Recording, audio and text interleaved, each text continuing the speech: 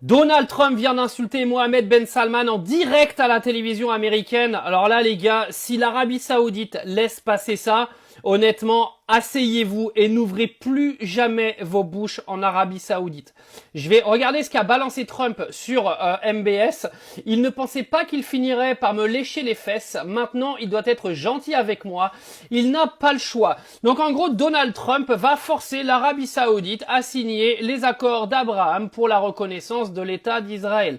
Il y a Trump qui va insulter aujourd'hui donc le prince d'Arabie Saoudite au calme. Si l'Arabie Saoudite ne réagit pas derrière ça pour balancer ce qu'ils ont à balancer sur Trump, arrivé à un moment, il va falloir se poser vraiment des questions sur comment ils sont contrôlés là-bas. Parce que déjà, depuis le début de la guerre, des pays comme le Qatar, comme les Émirats arabes, comme le Koweït ont pris un sacré coup dans la gueule par rapport à leur image. Mais si en plus, tu laisses le président américain t'insulter comme il le fait aujourd'hui, mais là, c'est même plus une image de soumission que tu vas avoir là. Hein. Donald Trump, qui dans la même interview a appelé le détroit d'Ormuz le détroit de Trump. En gros, le gars, comme il sait qu'il n'arrive pas à gagner la guerre sur le terrain, il essaie de s'amuser dans les médias pour essayer de détourner l'attention, comme d'habitude. Enfin bref, passons, attendons la réaction de Mohammed Ben Salman et de l'Arabie Saoudite. Dans le cas de Donald Trump, ce qui serait bien, c'est d'arrêter de s'asseoir et de lécher le cul aux Américains. Arrive un moment parce que bon, ça peut pas durer une éternité tout ça. Je veux bien qu'il y ait des accords financiers qui soient signés de tous les côtés, mais bon les gars, c'est pas une raison pour se soumettre et se mettre à genoux.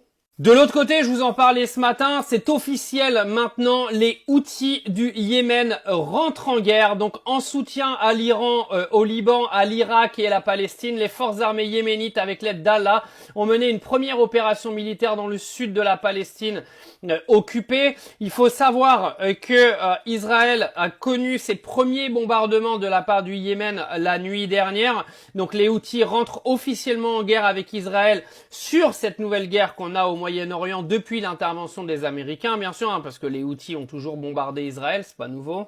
Mais c'est un nouveau front qui s'ouvre pour Israël, qui est déjà en énorme difficulté depuis maintenant plusieurs jours. Le dôme de fer est devenu le dôme du gruyère, avec des missiles qui passent dans tous les trous et qui sont en train de détruire Israël comme jamais. C'est comme le bilan des soldats américains, qui est beaucoup plus grave que ce que vous racontent aujourd'hui les médias mainstream.